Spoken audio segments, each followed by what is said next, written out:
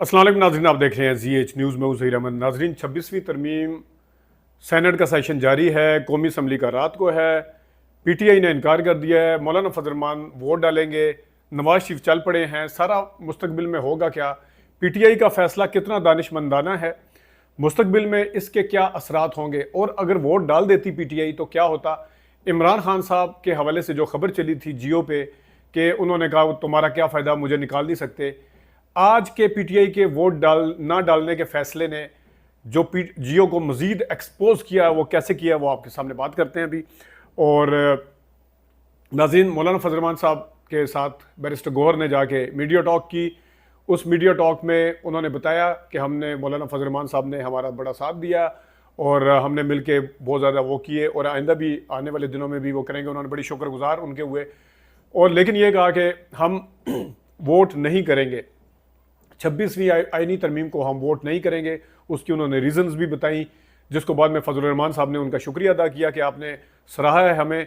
और साथ ये कहा है कि जो इनके वोट ना डालने की वजह है PTI के, इनके वर्कर्स के साथ जो कुछ हो रहा है, इनके सेनेटर्स MNA के साथ जो कुछ हो रहा है, इनके लीडर के साथ जो कुछ हो रहा है, ये बिल्कुल अपने हक पे हैं। अगरचे उन्होंने कहा कि हमने कोशिश की लेकिन नहीं, मतलब है वो बात बनी। और इस तरीके से बाद में फैसल वाडा का भी रिएक्शन आया, उस पर भी बात करते हैं। लेकिन मैंने कल की और परसों की वीडियो में बताया था कि PTI के लिए ये एक फैसला कुन मरला है।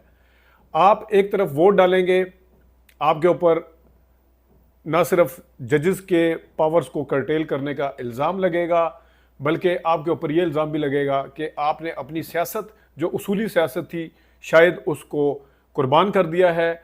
और शायद आप अपने लीडर के लिए, जो कि इमरान खान साहब हैं, कोई रिलैक्सेशन चाहते हैं या उन्होंने कोई डील कर लिया, इस तरह का तासर जाता। और हिस्ट्री में लिखा जाता कि एक ऐसी आईनी तरमीम आई थी जिसके अंदर जोर ज़बरदस्ती करके, डरा धमका के, पैसा चला के एक तरमीम की गई थी। और उस तरमीम का हिस्सा जो थी, जहां बाकी पार्टियां बनी थी, वहां पे PTI भी बनी थी। एक ये सिनेरियो था। दूसरा सिनेरियो ये था कि आप इनकार कर दें, वोट ना डालें और आप सुप्रीम कोर्ट के जजेस के साथ खड़े हों और आपका ये हिस्ट्री इस तरह दिखेगी कि लीडर कैद था, उसके साथ ज्यादतियां हो रही थी, वर्कर्स को मारे पड़ रही थी, मेंबर्स को उठाया गया जिन्होंने वोट डाल दिया, ठीक है, या जिन्होंने प्रेशर सस्टेन किया, वो सारा कुछ किया, लेकिन इसके बावजूद भी उन्होंने वोट नहीं डाला। दूसरा सिनेरियो ये था। तो अब आपके सामने है कि PTI के लिए कौन सा सिनेरियो जो है वो बेहतर है। अगर आज फजल रहमान साहब ने सिंसियर तरीके से हो सकता है कि कोशिश की हो, लेकिन बाकी जो वो वेट करते रहे, वो उनका सिर्फ ये था कि किसी तरीके से PTI इस तरमीम में साथ आ जाए तो आने वाले दिनों में, मुस्तकबिल में जो एहतजाज होंगे शायद वो कम हो जाएं, जो सड़कें गर्म होंगी शायद वो कम हो जाएं, जो चांस है कि ब्रदर जजेस उठेंगे अंदर से कि अपने जज, अगर बिल फर्ज मंसूर अली शाह को नहीं बनाया जाता, जिसका इम्कान नजर आ रहा है, तो बाकी जजेस भी उठ सकते हैं कि मंसूर अली शाह को के लिए हम भी जनाब साहब इनके लिए उठ खड़े हुए हैं। तो वो एक चांस था कि अगर PTI भी हमारे साथ आ जाएगी, ज़ाहिर है जजों को फिर नज़र उनका वो डिपेंडेंट होंगे बार काउंसिल्स पे, जिनमें से ऑलरेडी आदि जो है आज़म नज़ीर तारड़ साहब ने खरीदी हुई है। तो इस तरीके से ये एक सिनेरियो था कि इसलिए हुकूमत जो थी, और बाकी जितनी भी, फजल रहमान साहब के ऊपर मैं कुछ नहीं कहता, लेकिन बाकी लोग जो है वो पूरी की पूरी कोशिश कर रहे थे, लेकिन ऐसा नहीं हो सका।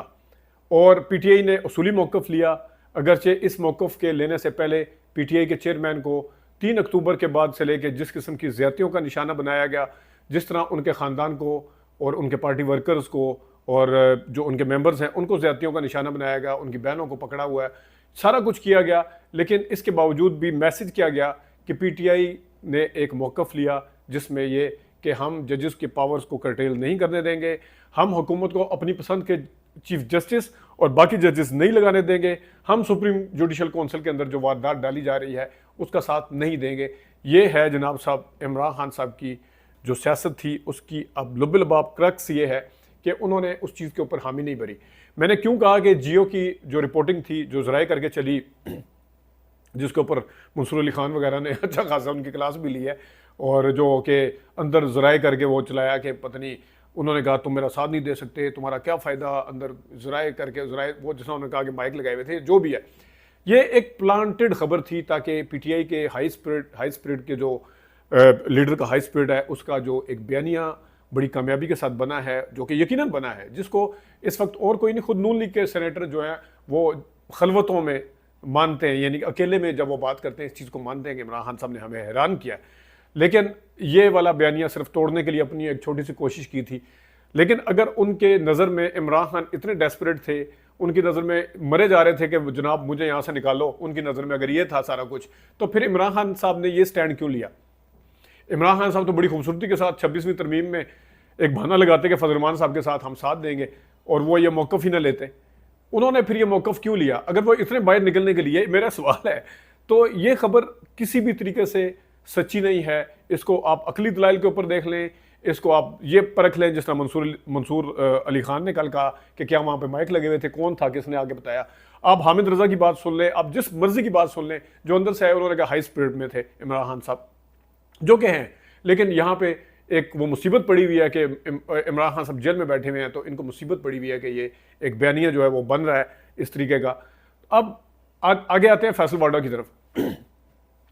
फैसल वाडा ने कहा था पीटीआई के लीडर ने अपने पाँव के, अपने लीडर के पीठ में छुरा घोंप दिया है, बैरिस्टर गौर ने यह कर दिया, यानी उनके इशारे इस तरफ थे। लेकिन आज फैसल वाडा साहब को जब पता चला कि पीटीआई वोट डालने नहीं जा रही, अब वो एक नया मंजन लेके आए हैं।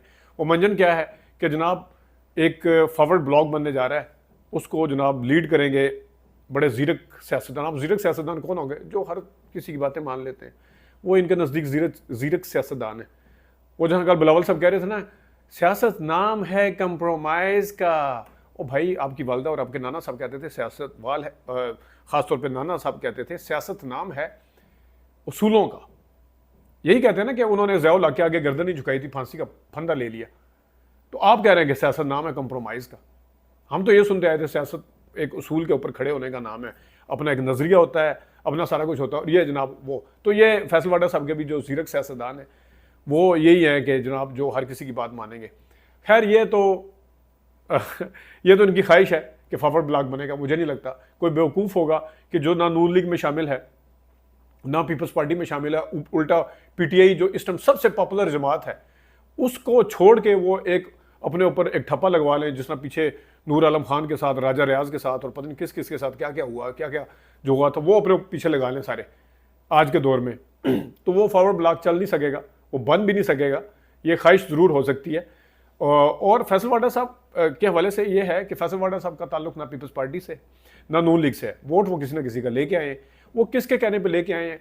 वो जिनके तर्जुमान है उनको सोचना चाहिए कि किस तरीके से बबांगे दोहल वो कह रहे होते हैं आज ये होगा, कर लें जो करना है, पढ़ लें जो पढ़ना है, ये होगा।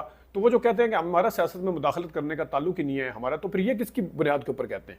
इसको डिसोन करें। इसको डिसोन किया ही नहीं जा सकता, क्योंकि जहाँ पे पीपल्स पार्टी का सेनेटर बनना था, एक अंदाज़ा करें कि आसिफ जरदारी साहब जो दूसरों के सेनेटर तोड़ने में मशहूर थे, कि दूसरों की सीटें तोड़ के एमपीएस की या एमएनए की वो अपना सेनेटर बना लेते थे, वो पैसा चलाने में मशहूर थे।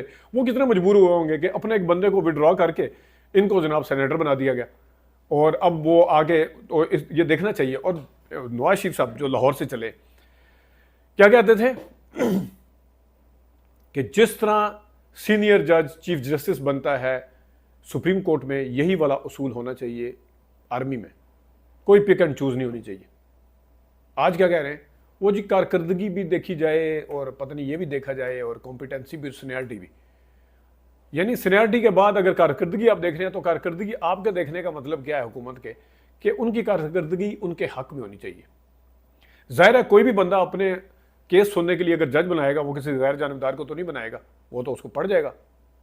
तो इनके नज़दीक जो कारकर्दगी है उसका असल मसला यह है कि वो हमारे साथ लॉयल हो, हमें ना छेड़े, बाकी जो मर्जी को कत्ल के मुकदमे देखे, दूसरे देखे, लेकिन आईनी अदालतों के अंदर ये चीज़ भी हमारी मर्जी को हो, वो चीज़ भी हमारी मर्जी की हो, ताकि हमारे जो केसेस हैं उसमें हमें कोई ना छेड़ सके।